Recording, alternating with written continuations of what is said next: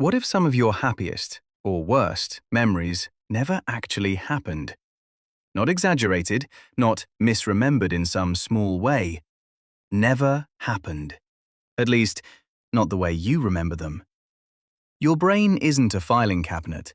It's not storing your past like a video file you can pull up and replay. Every time you remember something, your brain is quietly rebuilding it from scratch and rewriting your history a little more each time.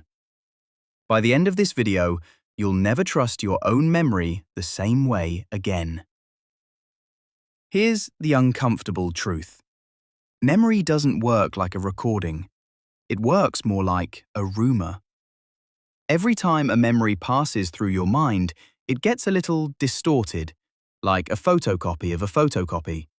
And the wild part is, you have no way of knowing which memories are the clean copies and which ones are 12 generations deep into distortion. They all feel equally real. So today, we're going to break down exactly why your brain does this, look at the studies that prove it, and figure out what it means for how much you can actually trust your own past. Let's start with the basic misunderstanding almost everyone has. We treat memory like it's playback. Something happens, your brain records it, and later you hit play and watch it again. That model feels intuitive, but it's wrong. What actually happens is called reconstructive memory. Your brain doesn't store a full copy of an event. Instead, it stores fragments, a feeling, a few sensory details, the general gist of what happened. Then, every single time you recall that memory, your brain reassembles those fragments on the spot, filling in the gaps with assumptions, current beliefs, and whatever else seems to fit. Think of it like an archaeologist reconstructing a broken vase. They have some real pieces, but the parts that are missing get filled in based on guesswork, what a vase like this should look like. The final object looks whole, but parts of it are invention, not excavation. Your memory works the same way. And here's the part that should genuinely unsettle you. The reconstruction process happens every time you remember something, which means every act of remembering is also an act of rewriting. The memory you have today of your 10th birthday isn't the original memory. It's a memory of the last time you remembered it, filtered through who you are now. This isn't just theory. It's been proven repeatedly in one of psychology's most famous research programs. Cognitive psychologist Elizabeth Loftus spent decades studying what's called the misinformation effect, how new information, introduced after an event, can distort or even completely fabricate a memory of that event. In one of her most well-known studies, participants watched footage of a car accident. Afterward, they were asked questions about it, but the wording was subtly manipulated. Some participants were asked how fast the cars were going when they smashed into each other. Others were asked the same question, but with the word contacted instead. Same footage, different word, different memory. The people who heard smashed reported higher speed estimates and, days later, were significantly more likely to falsely remember seeing broken glass at the scene. There was no broken glass in the video. Their brains manufactured it because it fit the emotional weight of the word smashed. Loftus took this further with an experiment often referred to as the lost in the mall study, where researchers implanted a completely fabricated childhood memory, being lost in a shopping mall as a kid, using nothing but a few suggestive conversations with family members. A meaningful percentage of participants didn't just accept the story, they elaborated on it. They added sensory details, emotions, even dialogue for an event that never occurred. That's the misinformation effect in action. Your brain doesn't just distort memories. Under the right conditions, it can build new ones out of nothing. This point, you might be thinking, Okay, but why? Why would evolution build a memory system this unreliable? Here's the refrain. Your memory isn't broken. It's doing exactly what it was built to do, and accuracy was never the priority. Your brain didn't evolve to give you a perfect historical archive. It evolved to help you make fast, useful decisions about the future.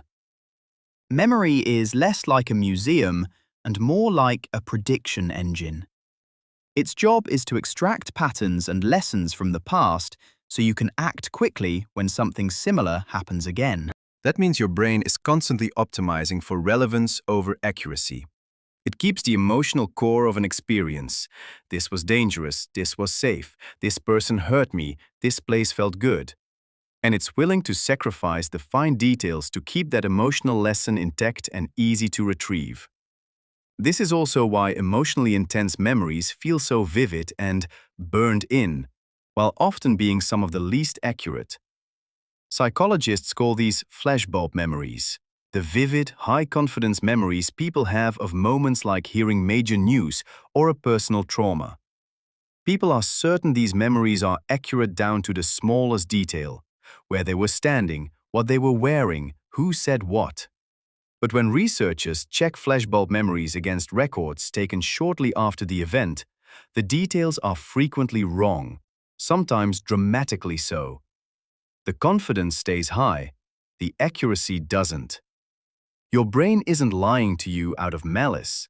It's making a trade, sacrificing precision for a stronger, more emotionally usable version of events, one it thinks will serve you better next time. This isn't just an interesting party fact. It has real consequences. Take eyewitness testimony. For most of legal history, a confident eyewitness was treated as close to airtight evidence. But Loftus's research, along with decades of follow-up work, helped reveal that confidence and accuracy are almost unrelated. An eyewitness can be completely certain and completely wrong at the same time, especially after being exposed to leading questions, media coverage, or conversations with other witnesses. This research has since contributed to real reforms in how police lineups and interviews are conducted. Now bring it closer to home. Think about family arguments over what actually happened during some shared event years ago. Everyone in the room is certain their version is correct. What's actually happening is that each person reconstructed the event differently, shaped by their own emotional state at the time, their beliefs about themselves, and everything they've experienced since. Nobody's lying. Everybody's reconstructing. Even your relationship with your own identity runs through this system. The story you tell about who you've always been is built from memories that have been edited, smoothed over, and reshaped every time you've told that story before. Some of your core personal narrative, the version of events that explains why you are the way you are, may be a good faith reconstruction rather than a factual record. That's not a flaw to panic over. It's just how the machine works. So what do you do with this information? First, hold your memories a little more loosely, especially the ones tied to conflict. Certainty is not the same as accuracy. Being sure you remember something correctly, especially under emotional pressure, tells you almost nothing about whether it's actually true. Second, be careful about revisiting painful memories too often in the same way, especially if you tend to retell them the same dramatic way each time. Every retelling is another editing pass, and repeated retelling can actually deepen distortion rather than preserve truth. And third, if accuracy genuinely matters for something, write it down close to when it happens. Journals, voice notes, timestamps. Not because your memory is defective, but because you're now working with a system that was never designed to preserve facts in the first place. It was designed to preserve meaning. So the next time you're absolutely certain about how something happened, pause for a second. That certainty might not be evidence. It might just be your brain doing what it always does, quietly rebuilding your past into a story it thinks you need. If this made you rethink even one memory you were sure about, let me know which one in the comments. And if you want more videos breaking down how your mind quietly shapes the reality you think you're just observing, subscribe, because this is exactly the kind of thing we dig into here. I'll see you in the next one.